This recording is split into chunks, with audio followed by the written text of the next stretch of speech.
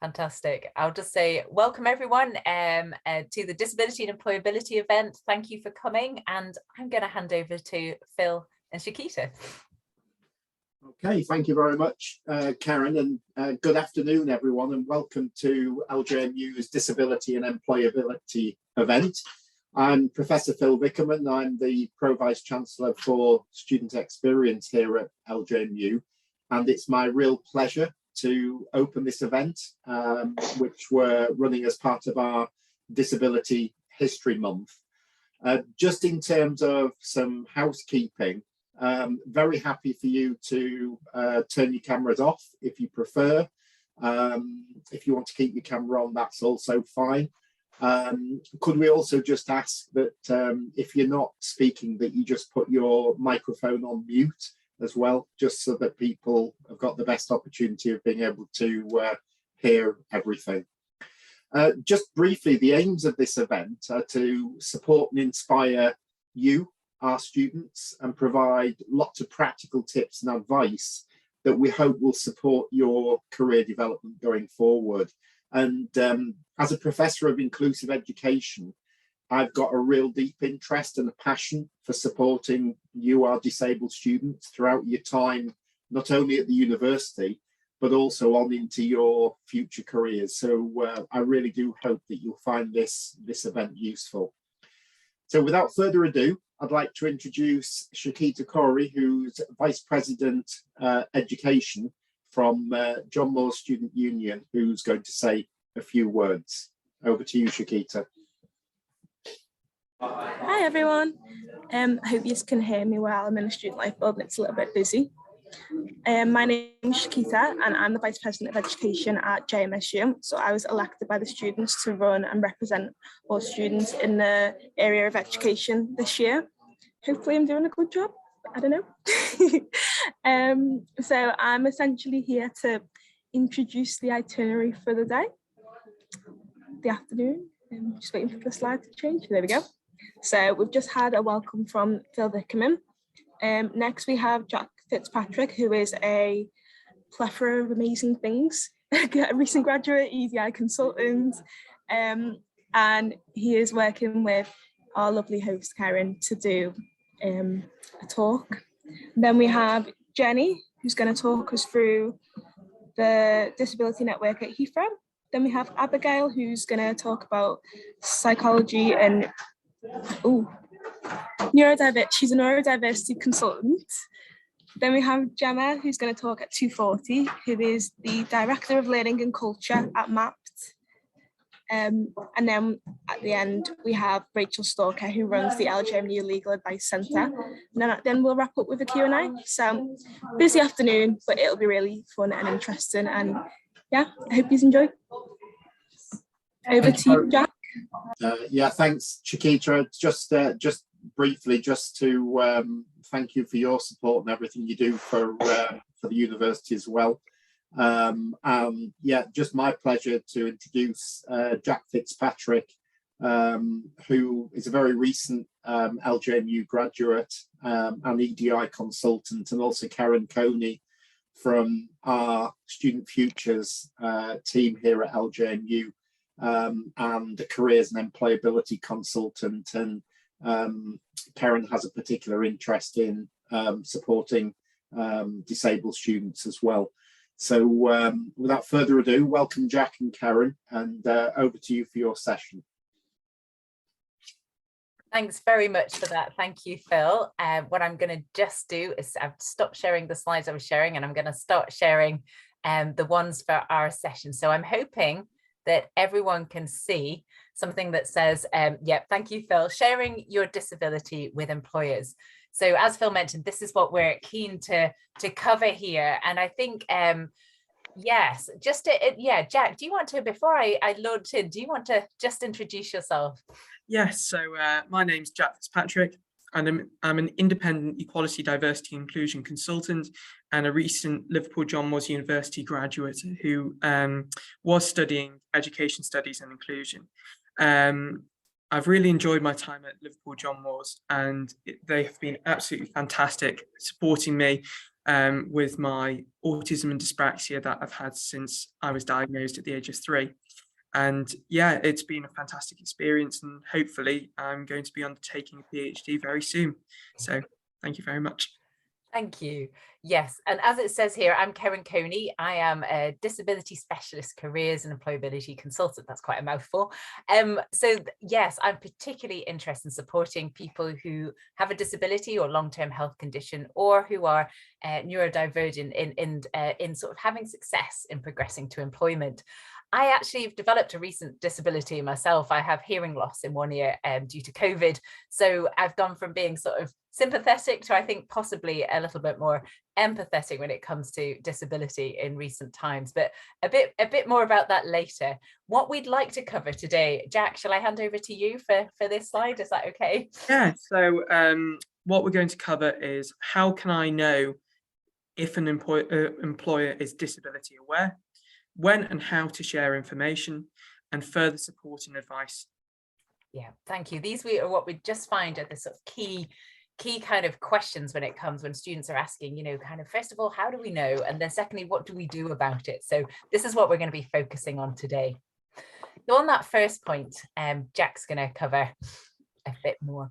Yes, so do your research. So talk to current employees, look at their social medias, check review sites such as Glassdoor and different things like that to get a full feeling of what the culture is for the organisation.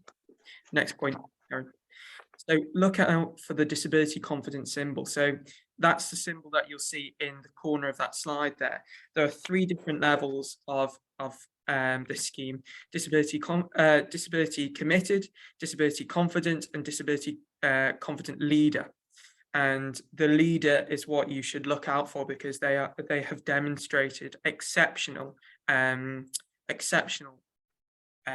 advances in the field of equality, diversity and inclusion, and supporting disabled colleagues in companies. Next point, Keren. Or the neurodiversity aware organisation. So I'm currently doing some voluntary work for the ADHD Foundation, and we've got neurodiversity friendly awards that we give out to businesses and support that. So it's really important that you look out for these type of accreditation as well. Next point, Keren. Another accreditation is the Mindful Employer. As you can see, that blue tick there is something to look out for, who are positive about mental health and may participate in this scheme. There's also mental health first aiders, which are internal, who can help people with additional complex needs, such as supporting them and referring them to the right mental health services. So next point, Keren. And also look out for those organisations that belong to the Business Disability Forum. Next point, Keren. And also the Valuable 500, which is a global business collective supporting people with disabilities. Next slide, and I'll hand over to you, Keren. That's great. So for students who are thinking, well, actually, you know, sort of, okay, I'm thinking about sort of sharing information about my disability or health condition with an employer, but why might I do that? What are the benefits of sharing information? And here are some you know, sort of suggestions for that. It is, I should say, it's entirely up to you if you do, but one of the reasons you might choose to is that actually it gives you empowerment. You are controlling what, you know, how and when and what information is given to an employer. So that puts you in charge actually of that information, and, you know, and how you go about that.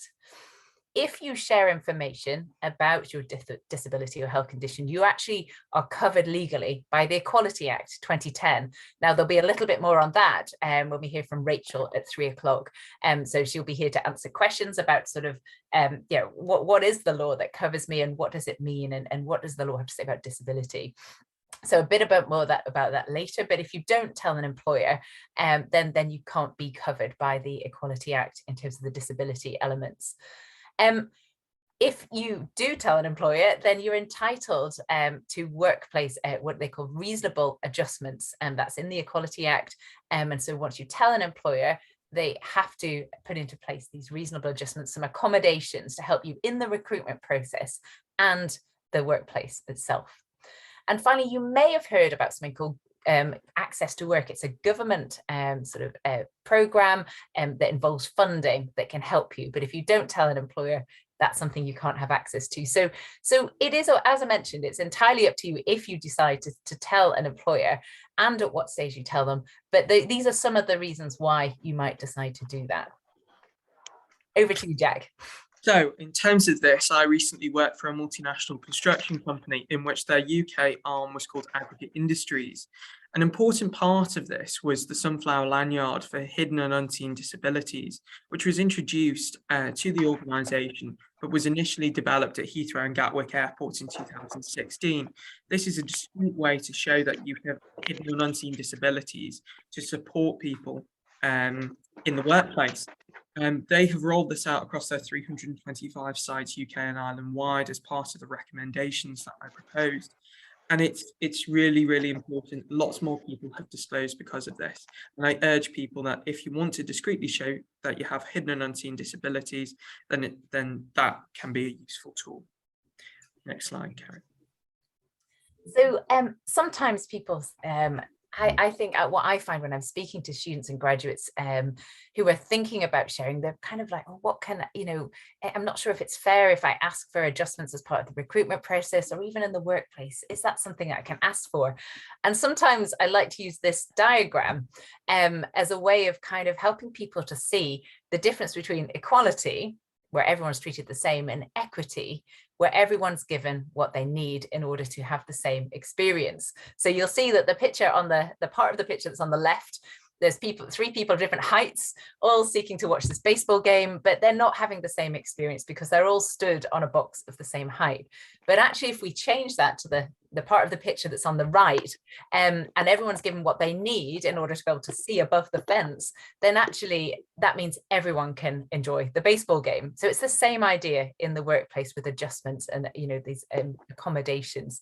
Jack, you had a bit of an example of this as well, didn't you? Yeah, so I was recently talking to a person senior in the English Football League, and he was telling me about the notion of equity versus equality. So that's exactly what Keren was highlighting. But in terms of that, the box, which is kind of what people are standing on, if the person was in a wheelchair, you deconstruct the box to create a ramp for that person to be able to see the game. So each of these reasonable adjustments, this means that each of these reasonable adjustments are completely bespoke and tailored to the individual's need and the presenting need at that particular time. So I thought that was a really good analogy as in addition to what Keren's just been talking about. Yeah, no, thank you, Jack, because I think that does illustrate that actually it comes down to it is about the tailored sort of bespoke approach for what you might need in the recruitment process or in the workplace itself. So you might be thinking, okay, so what are the kind of things that can be reasonable adjustments in the workplace? So here are some examples. It could be that actually a gradual induction process, if you find that's processing large amounts of information, you need a bit longer to do that, that is something that you could ask for or could be given to you. It could be providing clearer sort of information, perhaps in writing, about your exact job description and exactly what tasks will involve. It could be about allowing flexible working hours. Perhaps the stress of rush hour might be too much, a sensory overload or something like that, or cause anxiety. So flexible working hours or even flexible locations sometimes. It could be using sort of technology or some kind of modified equipment, sometimes a chair for someone that might have sort of physical disabilities. Yeah, it could be other adjustments like the ramp or something similar. And it could be about accessible formats. It might be that actually the place of work isn't able to accommodate you, but they have another building, another place of work, and there's a post of equal standing possible there. These are just some examples. There are many, many more, but it's worth bearing in mind that actually the employer is the one responsible for providing these adjustments. But it's helpful if you start thinking about what you might need. So that's where it can come in. Thinking about a couple of examples of adjustments in the workplace. One that I've become aware of over the last year, and actually we had a speaker from EY come last year to this event last year, and they described that they've really changed their processes for recruitment when it comes to the interview, which can cause some people real, challenges, like having to think on the spot, and is it really assessing someone in the best way? So what EY have done with their Neurodiverse Centre for Excellence is they've replaced the interview part of the recruitment with a super week, as they call it, where candidates are invited in for a week, and instead of being interviewed and having to think about articulating how well they can do things, they get to show how well they can do things by actually being set tasks and challenges, and selection is done on their actual quality of their work. So that's one example, and to pass over to Jack for another. So a recent example that has been very prominent in the media is the Government Communications Headquarters, GCHQ, as part of the intelligence services and the wider intelligence community. What they have done, it has really transformed the way in which that they operate. Jeremy Fleming describes it, who's the head of GCHQ. He describes it as mission critical to recruit neurodiverse people because they think outside the box and create solutions to some of the most difficult problems. In terms of this as well, they've also adjusted their workplace practices to allow smart recording pens into meetings, certain meetings, to allow people that are dyslexic and other colleagues reasonable adjustments in the workplace and changing their workplace practices. As Keren highlighted, they've also through EY, GCHQ have kind of done the same, in which their recruitment processes have been changed to become more neurodiverse friendly. Next slide, Keren. So when should I share information with an employer, and how should I do this? This is a common question that both me and Keren are asked very frequently when we're giving these talks and speeches. So we're looking to highlight this in the next couple of slides. So next slide, please, Keren. So a few thoughts on how to share information. You do not need to go into personal or medical detail. You should discuss your disability in terms of its relevance to performance in the job. Next point, please, Keren. Could your disability provide evidence of the skills employers look for? Just as I was highlighting before with EY and GCHQ, they're actually looking for that. So if you put that down on a application, they'll look for that as well. So that's good. Next point, Keren. So be prepared to make suggestions in relation to adjustments you may need in order to do the job effectively. Next point. And finally, think about the positive attributes you have, including those that are because of your disability. And I like to think as my disability as an ability to see the world with a different light and to be able to think outside the box. So next slide, Keren. So Lee Tung from the CV Store states that a disability shouldn't define you as a candidate, but instead help differentiate and possibly even promote you as a candidate. And Keren, could you put up the next one? And James Gower, a graduate with cerebral palsy from Ernst Young, also highlights, dear employer, I have a disability. It doesn't completely define me. It enhances me in a way which differentiates and strengthens me. My disability should be viewed as an ability to see the world in a different way. Next slide, please, Keren. Thank you. So really, I think, yeah, it's so important to think about actually, what do you bring because of your strengths and skills, but also perhaps because of the challenges or that you've had as a result of your disability. We find many employers look for resilience, determination, and these are things that you have perhaps valid experience, of developing because of the disability, but perhaps also in some cases that you might have increased attention to detail, patience, sort of valuing of numbers, or, depending on the condition you have. So it's worth thinking about yourself in that light, just as those quotes that Jack read out, just how much they can highlight that. Now, what is another common question is kind of when should I tell someone, tell an employer that I have a disability or health condition or a neurodivergent? Now, there is no right or wrong answer here, but I tend to ask the question, well, when do you think it would help you best to have adjustments and accommodations in place? If you don't think you'll need them, you could wait. But unless it's kind of actually describing your disability is going to enhance you, just as those quotes said, perhaps actually talking about it will give you even more in terms of selling yourself to the employer, particularly if you know that that employer is especially disability aware, like the GCHQ, the EY, and other organizations that might come up or have those badges that Jack mentioned earlier. So the CV tends to be an area that you might avoid, only because it tends to be more factual and might have just your experience, your employment on. And so unless it comes as a relevant element of that, it's less likely to come there. You may talk about it in terms of your covering letter or covering email that you might accompany the CV or application form with. And you might want to explain any gaps because of periods of illness or something happened or whatever. That would be a time to mention it. But also, again, highlighting additional strengths you have. Application form might happen. It could also happen at interview. And what I've got here is an example of how you might use talk about a disability to answer a particular question, say at interview. So the question is, can you provide an example of when you've had to be determined to achieve your goal? Now, this is a bit of a wordy answer, so I'm going to read it out. So bear with me whilst I do that. And an answer that someone might give to this question was, or is, after an accident in which I lost my right hand, I had to learn to write using my left hand. It took time and effort to work it out with much frustration.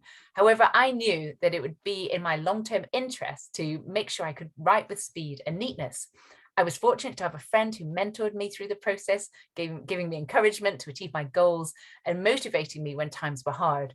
From this, I learned the importance of setting challenging yet achievable goals and celebrating success. I can now write more effectively with my left hand than I ever did with my right. So this is an example of overcoming, being determined and having success. So it's a particular example of how you could use your situation to sell you. So access to work is another way in which to be supported in the workplace.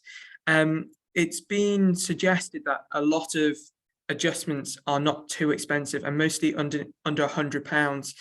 And it's really important that this funding can be made available to people. So Access to Work is a government-funded employment scheme program to help disabled people when they start or stay in work. And I'm going to hand over to Keren, who's actually got a bit more experience of this. Actually, personal experience, as I mentioned, yes, right at the beginning, that I've recent sort of hearing loss just in the last couple of years. And so it's interesting, I was aware of Access to Work, but I'd never used it myself. I'd even supported students to apply for it. But yes, going through it yourself is quite different, I think. But I have to say, and it took quite a while, so it's definitely worth doing as soon as you have either a career in mind or a job in mind. But it's been a really positive process, because what's happened is, my employer's been, John Moores and my line manager have been really supportive in this. But what it's leading to now is all sorts of support that I didn't know was available. So as well as technological support with the hearing loss, I'm going to get something that looks like a James Bond pen that I get to put in front of people, so it will speak directly to the hearing aid and I'll hear it better. But also actually some kind of one-to-one sessions with dealing with developing a disability, which I didn't know that kind of support was available. So it's definitely something that I would recommend that people bear in mind, and employers should know about it, but it's worth mentioning it as well. In the final minute or two, or a few minutes that we have, what I wanted to do was just show you some of the resources we have, because what we've done today, Jack and I, is a bit of a whistle-stop, really quick tour of some of the key questions and some key information. But you may have other questions. You may have a lot more of other things that you just want to think about in your own time. So what I want to show you is some of the resources we have on our website. Now, this is the Student Futures website. Here you can see this is the main page. So if I scroll down, Keren, sorry. It's just showing the slide still. Oh, thank you. Sorry. What I'm going to have to do is forgive me while I just stop sharing and reshare with that in mind. So I'll share my screen instead. Thank you for telling me. I'm so glad. Here we go. So if I go again to this link and go into PowerPoint mode, here we go. There we are. So hopefully I'll take you with me this time. I'm hoping that you can see. Jack, can you see the screen? Yes. Yes. Fantastic. Thank you for that. So here we go. So coming down, this is the main Student Futures homepage, but we have a tile here that's dedicated for students with disabilities, health concerns and the conditions, and those who are neurodivergent. What I should say is that a large part of this has been developed, co-created with so students, interns. So we've really wanted to kind of involve people who actually are, are the students, and so they could tell us what they wanted, including Jack actually. But here are two of the others that are involved. I just wanted to show you here, and what you can see down this side is we've got more information about identifying inclusive and disability friendly employers. We've got more about how do you go about sharing information, some advice and tips on starting a new job, thinking about opportunities that are specifically for yourselves. So there are websites, organizations that want to promote opportunities, something on self-employment for those who are disabled, and also a section specifically on autistic students and how to support, what support you might need as well. So I'm not going to go into this anymore because we're out of time, but what I'm going to do is stop sharing that and say thanks ever so much for listening. Jack and I will be here in the Q&A, won't we? So, yes, so if you've got any questions, please do save them up. You can put them in the chat now and we'll find them. But yes, if you've got any questions, please do save them up for 3:10 when we'll be back. Thank you. And Jack, I'm going to hand over to you for the next bit. So I'd like to introduce you all to the next speaker, Jenny McLaughlin. Jenny has worked within the airport industry for over 20 years. This began at East Midlands Airport as an environmental and safeguarding officer, achieving ISO 14001. The last 15 years have been at Heathrow Airport in a number of departments, including environment, airside, and now infrastructure as a project manager. Jenny has developed a number of business changes from the new aircraft de-icing process, introducing new IT applications, building a remote coaching gate in the middle of a live terminal, to significant maintenance work to the northern runway. Jenny is the lead for Heathrow's disability network and brings that to her new project manager role. Jenny advocates that each person should have an equitable seat at the table, and creating a safe environment to challenge and improve the way we interact and build the world around us. Jenny is dyslexic and has ADHD, and believes that the way my brain is wired differently is an asset. Jenny is a speaker at number of industry events on systematic inclusion, bringing to life the criticality of accessibility if we try to build back equitable. And finally, Jenny is a member of the board for Get It Right initiative. GIRI is a group of industry experts, organisations and businesses dedicated to eliminating error and improving the UK construction industry. I'll hand over to Jenny. Thank you, Jack, and hello to everybody. I'm going to try and share my slides. It's always the moment of truth as to whether this works or not.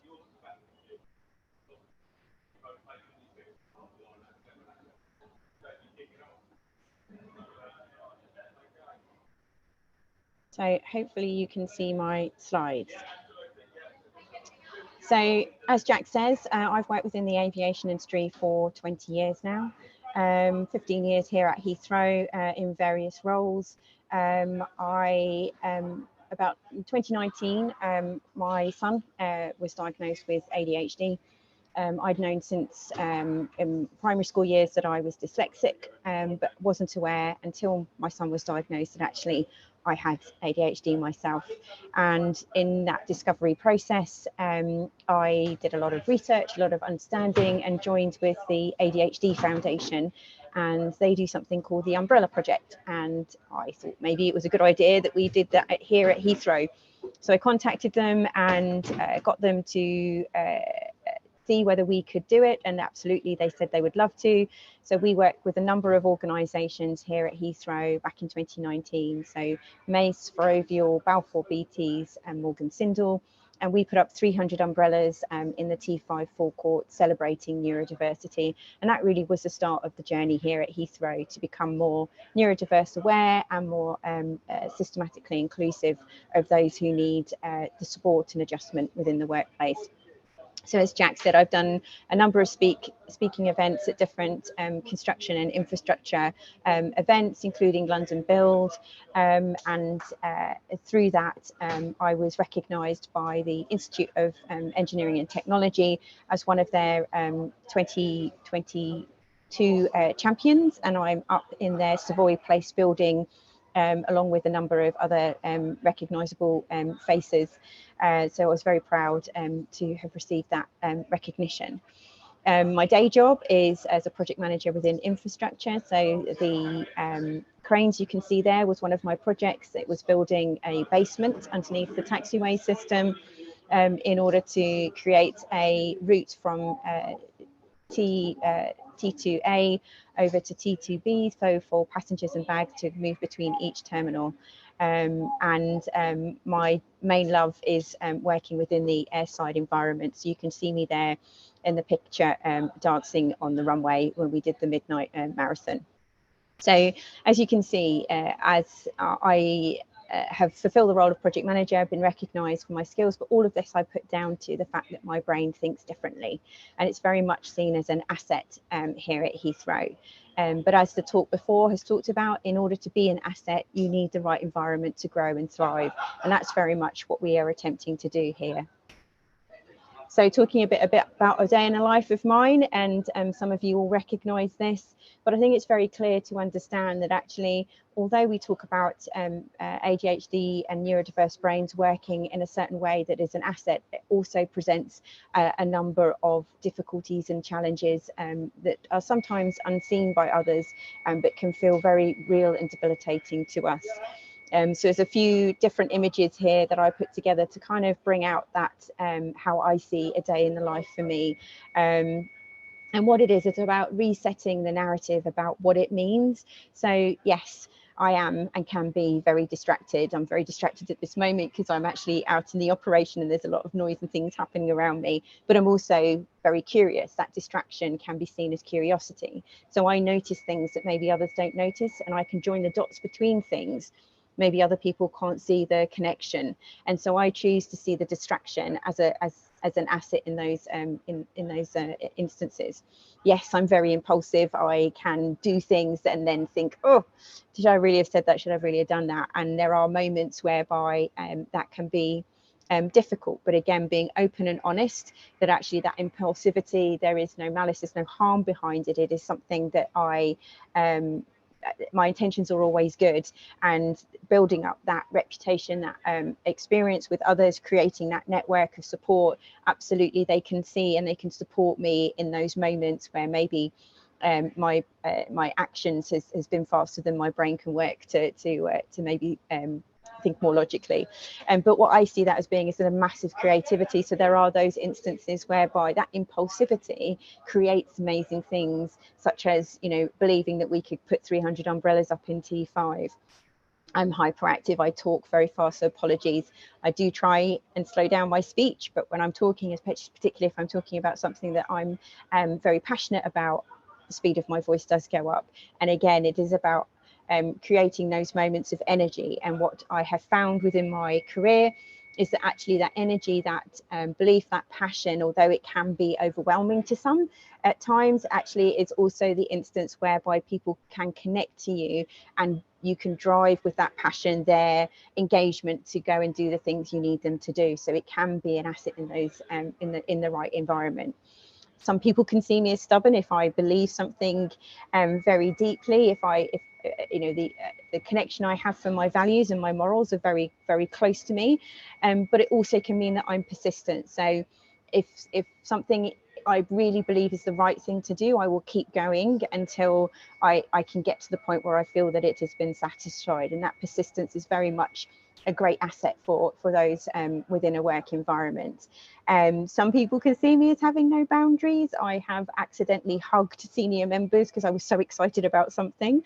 But but they also see me as big-hearted, and that kind of enthusiasm can be seen again as an asset to a team. And it is about finding your truth, being comfortable with who you are and living that, and owning that. And if you can find your way to find the environment where that works, you absolutely will thrive going forward. So bringing it back to Heathrow, we have an EDI strategy, which goes across all of the themes of the Equality Act. And so we brought those together to look at how can we drive the sustainable growth within our careers framework, within those who are currently in Heathrow, but those we would like to recruit in the future. And making sure that that's a really fulfilling career that you are in. And that's all about, as the talk before said, it's about finding those adjustments that you need and making sure you have the right environment. And if it's not the right environment in one functional location, there is probably another functional location that actually may suit you better, and finding that means of transition is very important. It's about developing the belief and the strength of our values so that we are an inclusive organisation. It's very important to those of us who strive and live this EDI strategy to make sure that everybody feels like they belong. Nobody feels that they have a requirement to fit in. Actually, it is all about each individual and what they bring to the organisation, and making sure that this is a safe space for them to work. And as was said, I am the lead for the Disability Network, and my role here is to ensure that I'm amplifying the colleague voices with those with disabilities, or allies to us that have disabilities, to ensure that we recognise those barriers that might exist and work towards removing them. So when I talk about accessibility, I just wanted to clarify that accessibility for me is more than just around permanent accessibility issues. When you look at the Equality Act, it's very much about not discriminating, limiting, etc. But I think that actually accessibility is more than that, because all of us have access requirements. Every single person on the planet has an access requirement, and what we create, what we design, only suits a certain group of individuals. And so their access requirements are met, and they never have to think about them if they go out, if they if they're going into a career, if they're traveling, they don't have to worry about whether their access requirements will be met or not. It's very much not a consideration for them. What we have is a number of individuals whose access requirements aren't met because the design isn't correct for them. And so they then need adjustments in order for the environment to fit. I'd like to get to the point where we're systematically inclusive. So actually we look at a range of access requirements and make sure everybody's access requirements are met as much as we can. And therefore we not only benefit those with permanent disabilities or requirements, we also support those with temporary ones or those with situational ones. So from the Microsoft image here, you can see that somebody may be born with only one arm, or they may have an accident that means they now only have use of one arm, or they could temporarily only have one arm. That's still changing their access requirements. Or situationally, they may only have use of one arm, such as a parent carrying a child, or a colleague carrying a heavy load. We still need to make sure all of those people are able to operate and work within the environment. So what we've created is a statement of intent. So our vision is for accessibility to be considered in everything we do. We need to ensure that every decision we make, we're thinking about the demographics of those that we are affecting, and make sure each one of those different characteristics are supported. So our aims are to ensure that we create this accessible environment where the culture means that everybody feels they belong and they thrive. We need to make sure that actually that's thought about within equitable safety. So very much I believe that there are different, everybody experiences safety differently. So we need to ensure that we've thought about that and made sure that nobody is less safe than another person because we haven't considered their access needs. And by doing that, we will then enable this diversity, not just within Heathrow as an organisation itself, but everybody in Team Heathrow. So that's all the organisations that work in and around the airport. So from airlines to handlers to caterers, etc., all of the different companies that work in and around here. So we're doing that by benchmarking ourselves and understanding the roadmap of improvements that we need to do, by offering guidance, making sure that guidance is available in terms of how to remove barriers, providing training, such as I run an accessibility bootcamp training. We do ability challenges. We're looking at different training that we can find for procurement. and then encouraging this cross-functional collaboration. So in terms of creating a great place to work, these are the kind of things that you can consider, and kind of the things that were spoken about before. But this is another set of thoughts, and not expecting you to read the slide now, but if you look at the slide later, some of the things that you might want to think about are maybe your requirements. And very much organisations need to be looking from a person-centred point of view, because none of us are built up of one label. We are many labels that create ourselves, and that's what we need to do in order to ensure that everybody feels that they belong and they're safe. So as we have said, disability confident organisations, and Heathrow has a disability confident leadership status, have a number of different things that they need to do in order to have that status. So as you read through here in your own time, these are the kind of things that these organisations should be doing and what you can ask for. And then I put a number of links on the other side that you can go and have a look in your own time to look at, again, some of the other information that you may want to look into, such as the Change 100 internships. So we take on a number of interns, graduate interns, through the Leonard Cheshire process, who come and work here for a period, and so far we have taken a number of those individuals on to work permanently from that internship. Again, as spoken before, there are a number of things that you can do within the recruitment and the interview process to ensure, and here again there's some links around interview techniques, etc., things that you can ask for. I myself, when I go for interview, always ask for the questions before an hour beforehand, so I have that processing time and I can thrive and be at my best, and I'm very open about that. And in all of the interviews I've done here, always been supported to make sure that I have an equitable chance within that setting. And then again, around the reasonable adjustments, again, expertly already talked about, there are a number of things you can do, and going through the process to ask for support can seem like a daunting thing to do, but absolutely, if that allows you to thrive and be at your best, it's a requirement of the employees to do so. So I hope that wasn't too much of a whistle-stop tour through, and I hope that was helpful for those of you watching today.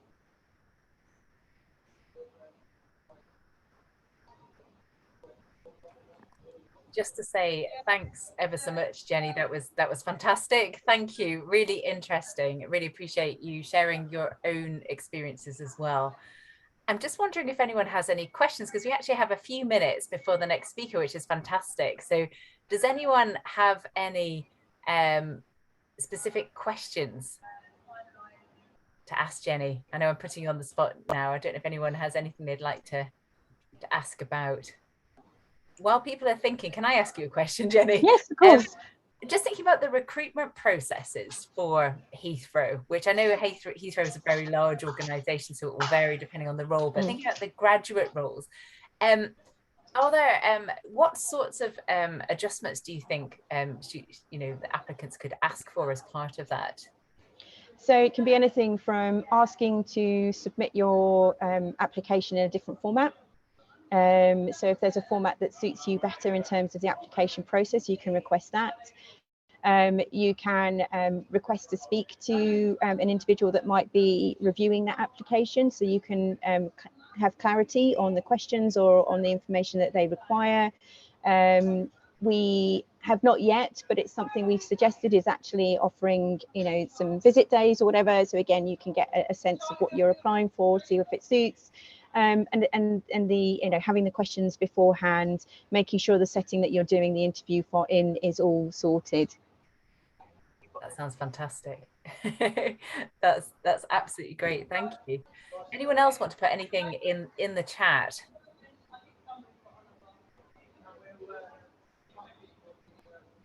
We did have a question actually that I'll just read out something that's in here about, you mentioned about sort of thinking differently, and that was something that you saw as an asset for you. Can I just ask, how you communicate that to employers? Say if you were going for a different role, or how would you go about doing that, and maybe at what stage, if you don't mind me asking as well? So when I came to Heathrow, the only thing I knew was that I was dyslexic. So I ticked the box on the entry form. I you know, made it clear that you know, there may be spelling or grammar errors and all of that kind of stuff. Now internally through recruitment, I talk very much about, as I said, there are contradictions, particularly within ADHD. So, you know, in times I can seem distracted or I can talk very fast, and all of these things can be seen as a negative. But what I do is I spin it and then talk about the positive out there. So yes, this may be how you experience me, but the value of this means that I can also do these things over here.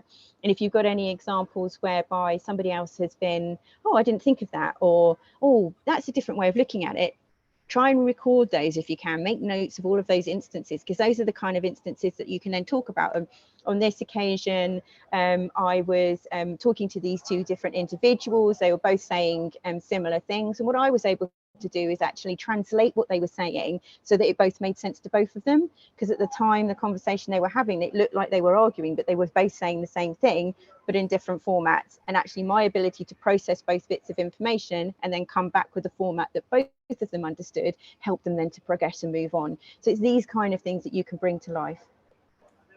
That's really helpful. Thank you. Thank you so much. Yeah, for sharing your experiences and your expertise with us. That's fantastic. Are you happy for us to share the slides? I think you mentioned that you can access them later. That's absolutely. I'm going to have to drop off the call. I'm really sorry. No, that's fine. That's why I'm glad I got the questions in.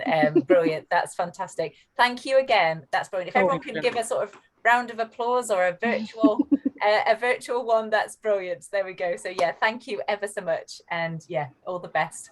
Brilliant. Thank See you later. Bye. Cheers. Thank you. And so now we're going to move on to our next speaker, who I can see is here. I did spot Abigail. Thank you. I can see that you're there. That's fantastic. So yes, just to introduce Abigail. So if you don't mind me, I'm going to just say a few words about you, Abigail, if that's okay, that you provided. So just Abigail Tennant is from Lexxic. So that's a leading neurodiverse consultancy. But Abigail herself is a wellbeing specialist and works as an assistant psychologist at Lexxic, and is supporting neurodiverse individuals by completing a screening, a workplace-based needs assessment, and delivering coaching. So Abigail's dyslexic and was recently diagnosed with ADHD, actually. You went to university as a mature student and gained a first-class degree in psychology, fantastic, and a master's in organizational and occupational psychology. And the thing that really impresses me is that you're an award-winning student, and that you have a #1 best-selling book. It was #1 on Amazon, wasn't it? And yeah, it's now in your university library, which makes you proud as well, you've said. So your book is about supporting individuals to overcome challenges and to live their best lives. Thank you so much for being here, Abigail. What I'm going to do is hand over to you. Are you happy to share your own slides? Is that okay? Yeah, that's fine. Fantastic. See if Thank that you. should come on now. Hopefully you can see that's great. the slides. Yeah, hi, thanks for having me, first of all. Just to give you a brief rundown, I'll give you a little bit of information about Lexxic and what we do here. Then I'll go into a bit more detail about me and some key take-homes that I think would be supportive for you to be aware of. And then if you've got any questions, do let me know, as I do need to drop off, so I won't be able to attend the big one. But if you have any questions, then please pass them forward to the organisers, and I can get back to you at a later date with an answer if you do have any questions that you maybe didn't want to say in this session. So yeah, feel free to come back to me with that. So Lexxic themselves, I joined Lexxic in May 2021, and that was just as I was finishing off my master's. Was totally drawn to them by everything they stood for. Lexxic were established in 2007 by an amazing, wonderful person called Nicola James, who is a chartered occupational psychologist. And she did this off her personal lived experience of being dyslexic and working in the corporate sector, and wanting to be able to bring to life some support for others that she'd received, to make sure that everybody had the option to know what support was available and to access it to make life easier. Since then, we have grown. Since I've joined in May 2021, we have grown even further. And the vision of our organisation is a world where all minds belong, and we do that through a number of different ways. So we empower neurodiverse individuals by offering diagnostics, screenings to give you an indication as to where you may sit within neurodiversity, and also workplace needs assessments. So if you were to start a new job, for example, and you tell them that you've got neurodiverse challenges, they may put you forward for a workplace needs assessment to get an idea of what it is you're going to be doing. We find out where the challenges might be, and then we can help with recommendations on how to support you within the workplace. We also offer coaching, which is something I am massively passionate about, and it's something that I have found to be hugely supportive for all of the clients that I work with, to empower them within the workforce, to be able to get the right support in place for themselves. We do offer workshops, online training, so e-learning. There's free things, so do check us out on LinkedIn if you want to follow any of our events. And basically we try and empower organisations. We work with over 200 organisations, and we work across the UK and Ireland, and obviously now because of COVID, globally. They're a really amazing organisation to work with. I was very open, and it's probably the first job I've ever been open enough to be able to say I have dyslexia, and that will lead me nicely into telling you a little bit more about me. So this is the book that was just mentioned. I wrote it during the first year, well, the summer break when I went back to uni, and yeah, it was all about helping people to push past the bits that others might see broken. So there's a famous Chinese analogy of kinstui. I may have pronounced that completely wrong. Being dyslexic, that would make sense. And it's all about fixing something that's broken with like a gold lacquer. So it makes it more beautiful for being broken, and that's kind of where the book came from. And it has lots of interesting bits in there. It's a very easy read, to give you different sections and different things that I've used, but also a little bit of background behind why it may be beneficial. But everybody is an individual. That's how I treat every person, and feel we should all be treated as an individual. So just because there's other people out there who are not doing things the exact same way that you would like to do them, it's the right way or it's the wrong way that you're doing it. It's your way of doing it. So this is where I get my massive passion to help empower individuals to live their best life and to own who they are, which is similar to what was just said in the previous session. I'm a mum of two. My little boy, we're currently going through getting him assessed at the moment as well, but being able to support him already and kind of see the change in the schooling system and the education system is good to see. There's still a way to go, and it's the same with university. A lot of times university, especially from the work I'm doing, that's where a lot of it's uncovered, in how these come about. Sometimes working in a working environment is when you then see some more of your challenges that you may not have experienced before, because you've had support networks in place. You like the virtual aspect, some people don't. It's really understanding the fundamentals, and I'll go into that in a second when I speak about some of my key takeaways.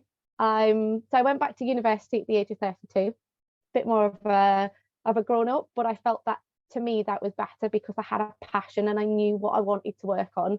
So I went into psychology. Granted, I didn't think that statistics was going to be something that would be there because I'm really bad at math. So had to push through that. It really challenged me, but I got the support from university where I could, and that really helped me to understand more about my challenges and also the different support that was out there, but also what support worked for me, because there are so many things out there. It's finding the right thing that works for you, and sometimes it's trial and error, but it's definitely self-awareness and what works for you. Soon as I'd finished my psychology degree, after being a verbal person, which makes a lot of sense if anybody was to meet me for more than 10 minutes, I talk a lot. And my tutor suggested that what I was saying, because I couldn't think of what it was I wanted to do with my career, that it sounded like organizational and occupational psychology would be the route that would help me achieve the things that I was passionate about. So that's why I went on and did my master's, passed that, and as I've said before, started working with Lexxic, and I'm predominantly coaching. And what I help to do is give individuals a really positive growth mindset so that they know that the possibilities are endless when you find the right support and techniques that work for you. And that will also give you confidence in how you address that with other people and how they can see it in a better light rather than seeing it in the stigma that's still unfortunately associated with neurodiversity. So some of my key takeaways is to understand that neurodiversity brings so many talents. Think about the positives, kind of based along positive psychology, which is something that I studied within university. And sometimes life makes us focus on the things that we can't do or that we're not as good at, because people like to give you negative feedback to tell you where you can do better. Don't overlook the things that you're really good at, the passion, the strengths, the creativity. Sometimes it can be hyper-focused. Also, when you're neurodiverse, doesn't necessarily mean you just have one neurodiverse condition.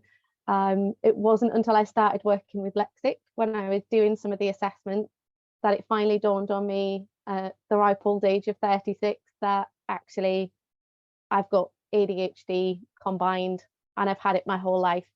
And it makes a lot of sense as to some of the things that have happened in my life. But it also makes me see all my strengths and what I have to offer. And that's something to zone in on. And if you're not sure, ask other people, what would they say your strengths are? Think about different things that you've done and what was good about it, because sometimes just even thinking about the situation you were in will help you identify what that strength might be for you in different situations. Individual preparation, research the company that you want to work for. It's aligning with your values as well, which is exactly what brought me, tripping over my words now, which is exactly what brought me to Lexxic. I felt they stood for everything I believed in. It meant I would be doing something purposeful with my life. And if you are in an interview, yes, they're interviewing you for the role, but you're also interviewing them because that's where you're potentially going to be working. You're going to be giving them your time, your energy. So interview them if you feel like you need to as well. Ask for clarification if you feel like you need it, if it's a bit vague. Lots of organisations are now trying to work on the recruitment process, but there are still some barriers within it. So if you feel there's something you need to know more about, ask them. You might actually pick up on something that they've never noticed before because you have a unique way of thinking. As was mentioned earlier, ask for questions in advance if you're going into an interview. Sometimes they can give you them in advance, or they can give you it on the day beforehand. Ask for it printed if that's going to work for you. Always be thinking about what works best for you, because when you're confident in what you need, they can see that, and it won't worry them as much as if you went in and you weren't sure, because a lot of organisations still are working on how to support and what is needed. And that's where Lexxic comes into play to give those organisations the information. But ultimately, be yourself. Make sure that you still get to be you wherever it is that you want to go within life, and ask for feedback if you can. Obviously, if there's a high number of applicants, that can be a bit more challenging, but you can also do feedback and reflective practice for yourself after that as well. So then you can learn from that experience and how can you develop and do a better, not a better job as such, but how you can improve the next time you go in, and that will increase your confidence as well. So see it as a learning curve, and if it doesn't work out, then it wasn't the right thing for you to be in, and there'll always be other opportunities. It's just seeking those out. And some of my top tips. I love this picture here because it really is that if you're not in the right environment, you will not be able to thrive and be your full self and show everybody how amazing you can be. So when a flower doesn't bloom, you fix the environment in which it grows, not the flower. So I tell all my clients all the time, in true reflection, a lot of the time when you see challenges, it's not you, it's the environment or its circumstance, and we just need to tweak them. And that's obviously where my passion lies, in helping that. But some of the fundamentals that I've learned from coaching is find out what do you like and what you don't like, because then you can tailor to where you want to be and it gives you more clear direction. Think about what works for you, what has worked in the past, what doesn't work, what hasn't worked in the past. Create a timeline if you can for those kind of things, so then you can see where have you done something similar in the past and what worked. Be curious, ask questions, don't be afraid to ask questions. If you need to know the answer, get the answer. It's just the way that you frame it can be the way that can get you everything you're looking for. And finally, just be you, and you will flourish moving forward, whatever it is you want to do. And that's what I do on a day-to-day basis, and I see it happen with all of my clients. With these tips alone are quite significant. But reflective practice, learn, grow, and try to see the positives where you can. That way you'll have a bright future moving forward, that you're going to enjoy the life that you've got, and take every opportunity you can. That's exactly what I did at uni. Maybe too many things now that I look back on the ADHD side, but supported lots of students. And a lot of that, yes, I didn't get paid for any of it, but it's something that's really set me up for when I've gone for jobs to be able to say, actually, I've worked with the heads of department, I've implemented change, I've networked, and all those extra little things that they can look for. So yeah, any questions? No, that's a lot. Thank you so much, Abigail. That was fantastic. I really like that quote about the flower, and just thinking, actually, you don't fix the flower, you fix the environment. It's so obvious when you're thinking about something like that. So yes, yeah. so thank you. I don't know if there's any questions in the chat. If anyone would like to put one in, you're very welcome. You've got one fan definitely here. And can I ask you a question in the meantime? Of course you can. I was going to say, what happens if someone has told their employer that, something, perhaps it's a job they're going for, or perhaps they're already in work, and they don't find that the accommodations or adjustments that they've asked for, that they're not in place, so it is affecting them? What I mean, I don't know if that happens with some of your clients that you speak to. Yeah. What do you recommend? Unfortunately, it is something that does happen. There's no real getting away from it. Sometimes I'm hopefully educating the organisation as well. I've had clients who will send different bits of information or advise them that there's a webinar, or getting involved in like a neurodiverse network within organisations to make them more aware of what support is available. There's a lot more out there now, so it's becoming less. I've seen definitely over the last couple of months, I would say, but there's still work to be done. But it's understanding what you need, why you need it, and if you can address that, most organisations can be quite accommodating with that, if they know how it's going to benefit them as an organisation, which is not the right way to go about it, but sometimes you have to sell it to them as to why it's beneficial for them to invest that money in you as an individual. But just tell them you're worth it, and that'll get you far. Thank you.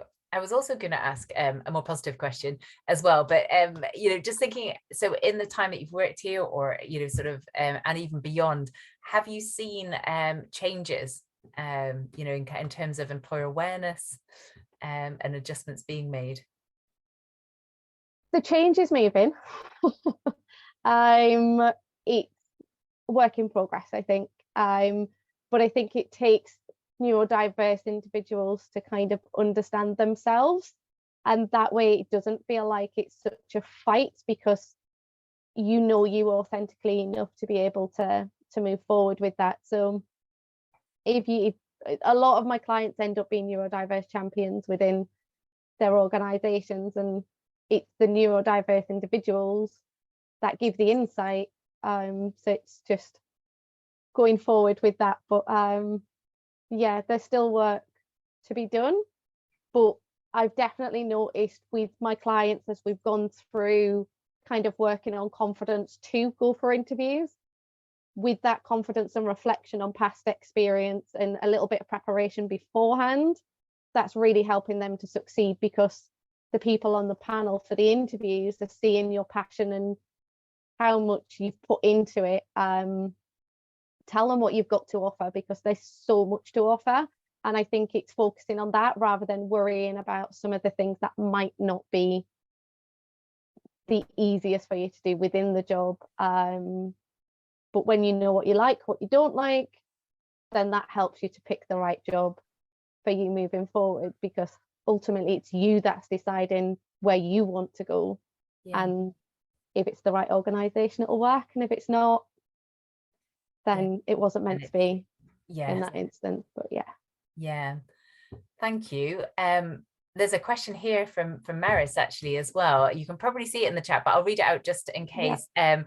Similar to what others have mentioned, in interviews and employment, when they are made aware that I have ADHD, I worry this will concern them, as I struggle with time management and organization. How would I tackle this and reassure them that I can still be a capable employee? It's entirely up to an individual on how you feel comfortable in delivering that information. I think it's a very much an individual basis. But as an overall, potentially you can note it down, but say that you have strategies and techniques in place to support you with this, and then you can share that with them, and then just add on a bolt of, and this is where I excel. So for example, for myself, I now know that I've got ADHD. I've realized the reason why I'm so organized and structured is because without it, I'm a mess. So I need it, which is why I did so much prep for this. And I'm like, how long do I have? How long do I need to talk? So that preparation in time means that, yes, it's a challenge, but if I have the support in place and techniques, it doesn't impact me. It actually makes me a much better employee to be able to then put myself forward for things like this. And I'm so glad you did. Thank you so much. No, thank you for having me. And for sharing so much. And we've had a thank you from the chat as well. So I don't know if everyone could kind of show their appreciation with either clapping reactions, actual clapping. Thank you. Thanks ever so much, Abigail. It's much appreciated. And if anybody needs anything, I did put the slide on there, so when it's recorded back again, if anybody wants to reach out with questions, if they're watching this back again, then just reach out to me, and I'll answer any questions and give anyone a call if anybody needs it. So yeah, that's always there. And a big shout out to Ian as well. Lots of love. Thank you. Right. Thanks Thank you, everyone. Thanks. Bye. And now I'd like to introduce our next speaker, Gemma Ellison. Thank you, Gemma, for being here. And just in terms of introducing you, you've given me a bio just saying you're the Culture and Learning Director of the MAPD, which has the fantastic name of Make a Positive Difference Group. Sort of sounds great what's being achieved there. You're also a former award-winning family lawyer. Fantastic. A mum of a chocolate Labrador puppy. That sounds adorable, but also very busy and keeping you busy, and a proud neurodivergent. So thank you for being here, Gemma. What I'm going to do is hand over to you. Is that okay? Yeah. And yes, I'll speak. Can you hear me, Keren? Yes, absolutely. This is very temperamental, this microphone. So thank you so much for having me. And I think it was Maris' question just now to Abigail. I'm going to start with that actually, because as you mentioned there about time management and organisation. So I've had lots of notice about this talk. I've spoken with Keren in depth, and I've had lots of time. However, there's no chance that I would have been organised enough to prepare a slideshow. One of the really good traits of my ADHD is that I'm a storyteller. So I'm not going to prepare any slides for anybody, but I'm just going to tell you my story, which will then link onto the world of employment. And I'm happy to take questions throughout or at the end. So hopefully you can all stay with me. In terms of my role at the moment, so I'm Director of Culture and Learning at the MAPT Group, and in that role I wear lots of different hats. One of them is that I look after recruitment at the group. So the MAPT Group owns basically three or four law firms, and so I look after recruitment, I look after culture, I look after learning, so I can hopefully give a good insight into how law firms, in particular the MAPT Group, recruit when it comes to neurodiversity, neurodivergence. But I'll take you back to my story, I guess. So I was diagnosed with ADHD when I was 33. So that was last December. I was diagnosed with ADHD. And looking back throughout my life, I can see now the signs that were always pretty obvious to me. So obvious that I didn't know it required, to my mind, a label as such. So I was a very energetic child. You know, when my mum used to try and ground me, she'd let me out pretty much straight away because I'd be hounding her as to why I was grounded. So I think she wanted some peace from me, so I'd let me out pretty much straight away. I was involved in every single sport you can think of. Couldn't keep still, really. I would absorb knowledge very quickly. It's a very fast reader. All these different things. I could never hold a particular interest. I had lots of different things I like to do. That was all fine until I got to education. So I remember being in my GCSE results, basically. The teachers were very disappointed in me because my sort of practical ability just wasn't stacking up with my academic ability at all. And so I was predicted very high grades because of the discussions that I engaged in and my knowledge of topics. But they were very frustrated that I couldn't pass an exam. When I say couldn't pass, I passed, I scraped it. And people were disappointed in me. And I remember those exams. I remember sitting in the exam room, and my focus was on how to stay quiet because I was very uncomfortable in silence. I still generally am. And I was just trying to make myself not make a noise. So I remember that was my focus, and no wonder I didn't do very well in the exam. I used to always also come at topics in completely different ways. So I got expelled from my history class at A-level for challenging the teacher as to what Peter the Great did or didn't do, because I was asking too many questions. I was too inquisitive. My thoughts would bounce very quickly from one thing to the next. So I was told to go and do law because the questions might come in useful. Again, A-levels, I say they sound like a sheet of music, my A-levels. I didn't do very well at all. Again, and everyone was quite confused about why that was. But again, it was the trying to let me focus for 3 hours on an exam is basically impossible for me. So I moved through, scraped through A-levels, and very luckily I had an unconditional offer to come to LJMU, which is brilliant for me. Because even though we didn't know I had ADHD then, I can look back now and see how I was supported by my tutors because of my different way of thinking about things. That was very much encouraged, whereas my friends at other universities didn't have the same experience with theirs. It was more like you were a number, really, and I felt very much like a person. And I'm not just saying that, by the way, because of the LJMU event. So again, at uni, I got on much better, particularly on my LPC, much more practical. I did much better, and also open book exams at LPC level were useful. Coming into the law, I didn't really belong in the law, in lots of people's opinion. I speak like I do. So as a Scouse girl from quite a poor background, with lots and lots of energy, lots of different views that would all come out at exactly the same time in a bit of a stream of consciousness. And it was quite difficult for me to settle into the profession, because people didn't sound like me, didn't look like me, and certainly didn't think like me. So one of the things that I did quite well was, first of all, I went to I was doing a training contract. And at a training contract level, what happens is you have to be signed off after a period of 2 years training. And when I was getting signed off, I said to my then employer, which was a different firm that I'm at now, I said, you know, am I going to be able to continue in this role? And they said, no, you're not. There's no job. And I was like, oh, okay, you know, thank you anyway. And they were like, but even if there was a job, you know, the quality we need. Now, saying that to me, this is why I like doing recruitment at the moment, because I would never ever dash anyone's dreams like that, I guess. But that was the first real time I properly noticed emotional dysregulation. So I found it very, very difficult to bounce back from that setback. One of the things that I have as part of my ADHD as well is RSD, which is a rejection sensitivity, and I find it really difficult. I found that really difficult to take. I'm a little bit different now.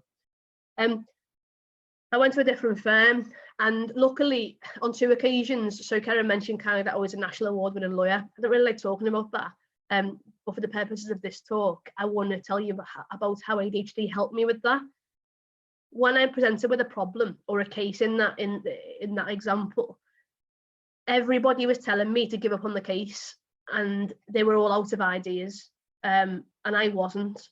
I would think about lots of different ways of dealing with a situation, and I would just carry on doing it. I would hyper focus on it, and then I would carry on with what I thought needed to happen. That resulted in 2 successful trips to the Court of Appeal and being recognised nationally. If I didn't have ADHD, that wouldn't have happened. I was then lucky enough to move from being a lawyer. So I retired before I was 30, being a lawyer.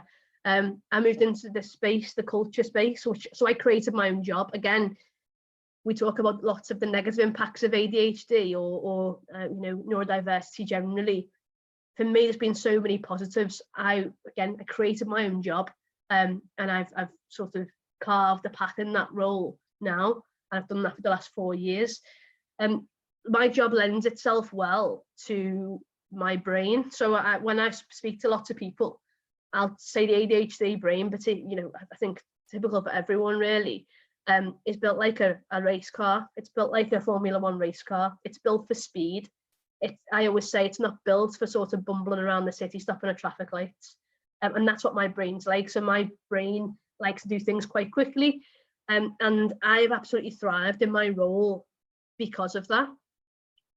The reason I got diagnosed is because there were some things that were a little bit tricky at work and at home.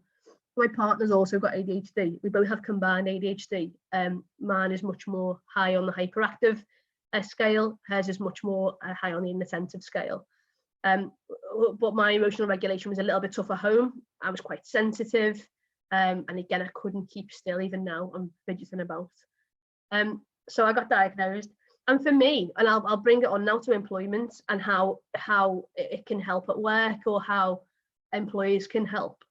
So I got diagnosed, and again, it wasn't a massive shock to anyone around me, to be fair, although there was parts of it I sort of was a little bit embarrassed of, to be honest. And the first thing that happened is the psychiatrist who diagnosed me said to me, would you like me to give you a letter for some reasonable adjustments? I was absolutely horrified. I was thinking, they're for somebody else, not for me. Or I just saw that ADHD as some letters. I didn't mean anything. I didn't take it seriously. Didn't respect the diagnosis at all, which now looking back, I absolutely do. So work asked me, what can we do, Gem? Tell us anything we can do to help you. And I said, no, not for me. That's for somebody else. 5 months later, I suffered from burnout. Now, burnout I've known people who've had burnout. It's not a very nice situation. I think ADHD burnout is like normal burnout amplified. It was a very difficult time for me, and it was because I hadn't acknowledged anything that anyone had said to me about it. So, for example, there were recommendations. I work better in bursts of 45 minutes. I ignored that completely and thought, no, that's not for me. Somebody else can do that. And what happened was I, for example, would spend my days in all day long meetings and wonder if my brain was getting a little bit tired, or I was getting fidgety, or I was getting restless. So there were lots of little things recommended. Now, when I came back from being off, I was off for about 5 weeks with burnout. And when I came back, HR, we've got a person called Dottie in our HR team who is absolutely phenomenal in this space.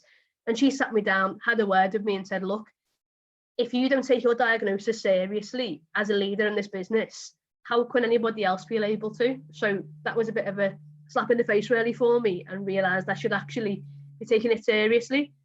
So what we do now with people who want to be employed by us, or people in our organisation now who are going through the journey of a diagnosis journey, we will ask them a question of, what can we do to create an environment where you can thrive? And that's what we ask everybody, and that's what I have to ask myself, and that's what you have to ask yourself. You will know yourself better than anybody else. And if you can tell people how to lead you, tell people how to create an environment where you can thrive, that is a really good start. Now, when people are going into the workforce for the first time, it can feel a little bit daunting. It can feel a little bit scary for you to say, I need something that's different from somebody else. But actually, it's in the employer's benefit to create an environment where you can thrive. Businesses want high-performing candidates. And I think the people who I've worked with who are neurodivergent are all extremely high-performing. In spite of all the things that we know organisations are a challenge. We know sometimes time blindness and time management as a challenge. We know those things. We know we can be dysregulated sometimes. So for me, I pop up every now and then at work. So I'll sort of wake up in the morning, I'll start working when my brain wants to work. But I've got the flexibility, and we've created an environment where that can happen. So I don't necessarily work when everybody else does. But again, organisations now are making an effort to say, I want to create an environment to suit neurodivergent candidates, because they see the benefit of what we can bring to the table. When you are going to an interview, ask, I think, speaking before me was talking about, researching your organisation. If you have a look on LinkedIn and you've got people in that organisation who are neurodivergent, for example, and who are shouting about it being a good place, it's likely to be a good place. And when you are going there, you're interviewing them too. I know it's been said before. I understand why it might be difficult for you to disclose any things that you might struggle with, as you might think that they are seen as something bad. One of the things about the neurodivergent brain that I found is we're very resourceful and very creative. So where there is a weakness, pretty good at making up for it in a different way. And I think employers, we should be doing much more to amplify people's strengths rather than sort of try and bring up their weaknesses. So not every organisation is the same, of course. And what I would say, if you are in an organisation that isn't meeting your needs, I know it's easy to say if you haven't got options, but you need to get out of there, because you need somewhere that appreciates you. You need, we spend a lot of time in work, and it's important to be with an organisation that will support you and support what you need. So I think know your strengths and amplify them. So yeah, we always focus on the negatives. Or, I'm not very organised. I'm not great with time. Well, okay, but I'm brilliant at X, Y, and Z. And actually, those skills override something else. And if employers are creating teams, I believe in the power of difference. So if we're creating a project team or a team to do anything, and everyone is different and they've got different strengths or weaknesses, we can absolutely compensate. So the biggest piece of advice I've got is knowing yourself. I've spent a long time before I was diagnosed understanding who I was, what made my brain work at different times, when to manage my energy, I didn't realise I had ADHD. Again, it wasn't a surprise when I was diagnosed, but I'd spent a long time getting to know me. So that will be my biggest piece of advice. And also work with employers who are going to amplify your strengths as well. And don't be scared to have conversations. I've just rambled on now for a long time there, Keren, sorry. I'm happy to take any questions if anyone's got any. That was fantastic. Thank you so much for that. Yeah, it's really helpful to hear your story and just hear your own experiences of that. Yes, but yes, that's absolutely great. There's a question there just come in the chat that just says, you mentioned your organization has made adjustments in the workplace to support employees' needs. Can you give some examples of these adjustments? Yeah, sure. So one of the examples is in terms of time. So for example, one of my colleagues who has ADHD has really bad executive dysfunction in the morning and isn't a morning person at all, can't really operate in the morning. So she starts at 10. So she comes in at 10, and then again, we're very output focused. So she'll come in at 10 and work at 6 if she work till 6 if she wants to. But that's an example. Other examples are so the example is today. We did some interviews yesterday, and somebody wasn't successful in their application for something. So they've asked for written feedback, and we don't normally do that, but this person's neurodiverse, and it will really assist with their emotional regulation, their response to feedback. So we're doing it in that way. And again, if there's people in my team or who I'm talking to, for example, I say to them, how do you like to be led? And then I will try and adapt the structure around that person. So there's some small examples. I don't know if that's helped. Or also just in terms of when people are being interviewed. So for example, if you put me in a small room, I will be very claustrophobic very quickly. So we'll say to people now when we're interviewing them, where would you like to be interviewed? Would you like to go to a coffee shop? Would you like to go in a big room? Whatever is best for you, for us to get the best out of that conversation. So that's the kind of things that we do. That's fantastic. Thank you. Thank you for those examples. That's really helpful as well. We're at 3 o'clock, so what I'm going to do is say thanks ever so much for your time, Gemma. Really appreciated. And if we can all kind of show our appreciation in some way again, that would be brilliant. Thank you. Thanks very much. All right, no problem. Take care. Cheers then. Bye-bye. Bye. So what we're going to do now is hand over to Rachel. Rachel, hi, welcome. Thank you. So Rachel Stalker is leader of LJMU's Legal Advice Centre. Is that am I allowed to give you that title? Yes, I know there are others involved and certainly a number of students, but yeah, you are here representing them. And yes, just to talk about sort of the legal aspects of this in particular. Now, I'm just going to hand over to you. Is that okay? Brilliant. I've got some slides to share. I don't know whether I can though, or whether I need permission, or you should be able to just share them. Let's so have that a would be look. fine. Oh yeah, share screen. So I'm going to bear with me, everybody, just a sec. There we go. So if I and Keren, you can tell me if you can see these slides. I will. Yes. That's showing up. Fantastic. I'll just move this a little bit and then I can. There we go. Brilliant. So thank you very much for having me.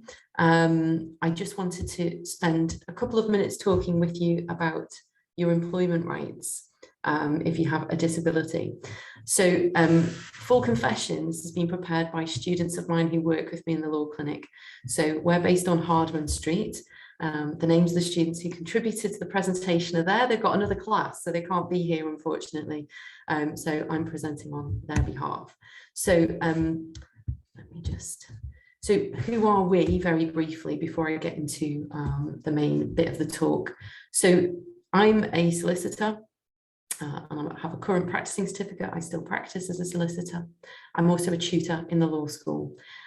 So I run specific modules where students can meet with you, find out some information about a legal problem you have, which can be about family or housing or all kinds of different things, but also employment is one of those things we advise on. So that's me and my students and a couple of visitors there. We've got our own confidential premises on Hardman Street.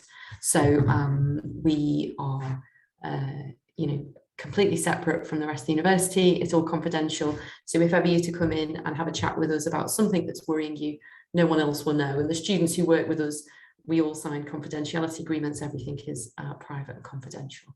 And we're always happy to see students, so long as the person you're unhappy with or the dispute you're having isn't about somebody from John Moores, because that gives us a conflict. So moving on, what does the law say about employment and disability? The main piece of law that you need to know about is the Equality Act, and this outlines the law for employers. It makes it unlawful for employers to discriminate against disabled people, and there are also specific definitions in the Act about disabilities. So you're only protected if you meet the criteria that's set out in the legal definition. So what counts as a disability? Section 6 of the Equality Act says disability is where someone has a physical or a mental impairment, and it's got a substantial and long-term adverse effect on the person's ability to carry out day-to-day activities. So someone has an impairment if any of their physical or mental abilities are reduced in some way, and this could be because of an illness or a physical thing, or because of a mental condition. Substantial just means more than minor or trivial. So maybe it takes much longer than it usually would to complete a daily task like getting dressed. Long-term means 12 months or more. So maybe you have a breathing condition that develops because of a lung infection and that persists for a long period of time. So a couple of examples. Might be a physical disability like cerebral palsy. It may be an intellectual disability like Down syndrome. It may be something like ADHD. It may be a neurological condition like Parkinson's, a blood disorder like haemophilia. And there's also a couple of conditions or impairments which are automatically protected under disability discrimination law. So if you have cancer, HIV, multiple sclerosis, or a visual impairment, those are automatically protected, and you don't have to go through the hoops of showing that it's substantial or long term. So a big question in looking for work and thinking about the world of work is, do I have to tell my employer about my disability? And I can see that, I know Gemma has just talked with you about that. So there is this positive about disabled people symbol that's useful to look for. And if you see that on a job advert or an application form, it means that that employer signed up to be positive about disabled people, and they're obliged to interview any disabled applicant who meets the criteria for the vacancy that they've advertised. So disclosure of a disability in that case, assuming you met the criteria for the job, will guarantee you a chance to discuss your suitability for a job with the employer face to face. When you're going through a recruitment process, there's no legal obligation to declare that you have a disability. Employers are limited in the questions they can ask you about disability, and we'll talk about those. If you do choose to disclose, then it might be for you to talk a bit more with the employer about what are the implications of how this would affect your day-to-day work. And it's useful for you to educate the employer about exactly what it is you need, because they may otherwise have a false picture of what your disability may mean, because they've got a lack of experience about it. They may not have employed someone with that disability before, or they might have any other misconceptions about what it is. And you can even give your employer guidance, or someone interviewing you guidance around how you would prefer them to talk about your disability. So just some things to think about. It's purely an individual decision about whether you disclose a disability or not. There's no obligation on anyone to do that. But it can be something quite positive and empowering. It's something that can ultimately assist you in the workplace. So the Equality Act, which I've mentioned, is there to assist and protect you. But in many cases, the legislation offers you protection dependent on whether you have disclosed the disability to your employer. So if you're open about it, and you get the right adjustments made, and I'll talk about adjustments in a minute. That's your right to have by law. And knowing you've got a job offer might be a good point to have the confidence to discuss what you need to disclose a disability and to talk about reasonable adjustments. If you wait until you're in post or you've worked somewhere for a while before disclosing, if you suffer discrimination, you may not have as good a legal case, because your employer can say, well, I didn't know that you had a disability, so I couldn't make the adjustments that were needed. Every case is different on its own facts, but just something to think about. The more the employer knows, the more assistance they can give you and the more support they can give you in doing your job. So an employer can only ask you about your health or disability to help decide if you can carry out a task that's essential as part of the work, to help find out if you can take part in an interview, to see if the interviewers need to make reasonable adjustments for you in the selection process, and to sometimes employers like to monitor whether they are interviewing and employing people with a disability. If you decide to disclose a disability, this is confidential. And then the employer has the duty to make reasonable adjustments for you in the workplace. So a reasonable adjustment is a change that an employer makes to remove or reduce a substantial disadvantage related to someone's disability.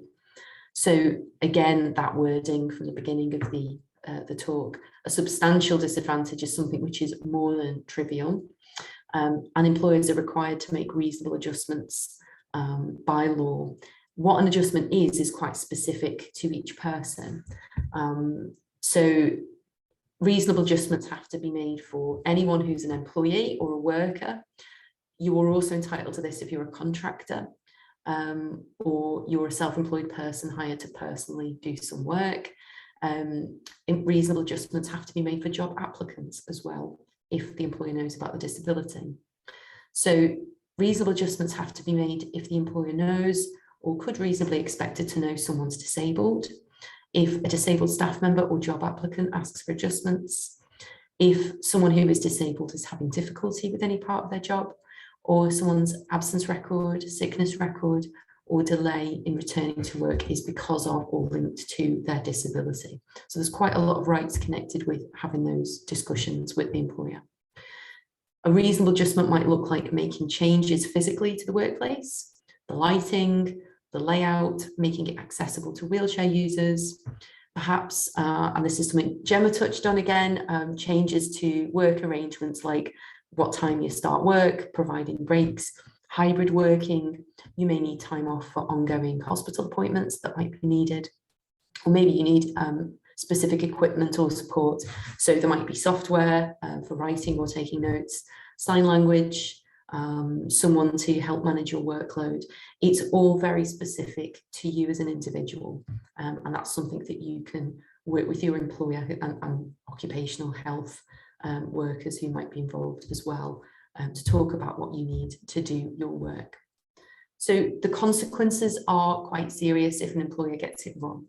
So if an employer finds an undisclosed disability, because you've chosen not to disclose it, and they dismiss you because of that, that may be unfair dismissal, and that's something that's actionable by you. And if your employer should make reasonable adjustments for you and they don't, then they may be liable for breach of the Act. And of course, they're not allowed to discriminate against you on the basis of your disability. So that's a really quick high-level overview with hopefully some useful information about what a disabled person's rights are in the workplace. There's a couple of resources I've put on this slide as well. So there's a government scheme called Access to Work, which helps those with disabilities getting or staying in work. And there's also a link there to the questions that, you know, what might you be asked at an application stage about a disability. There's some guidance around that. If ever you want to talk through an issue that's bothering you about a job you already have or a job you're thinking of applying for, the Equality and Human Rights Commission in Manchester are brilliant, and they've got an advice line which is very useful. They do a lot of work around disability rights. There's also a law centre called the Equality and Employment Law Centre, and they're based in Liverpool. They are particularly keen to help people who've been dismissed or are not currently in work. There's also, as I said, the law clinic. Anyone is welcome to contact us. There's a webpage there, or you can just email me if there's something that is bothering you or you're concerned about and you'd like to chat it through. I'm not actually an employment lawyer, I'm a litigation lawyer, but we have employment lawyers working with us, and we can provide you with information or point you in the right direction. So if ever there's something you're not sure of, just drop us a line and we're very happy to help. So Keren, that's the very brief, I think I kept to time. I think that's my quick overview. Thank you.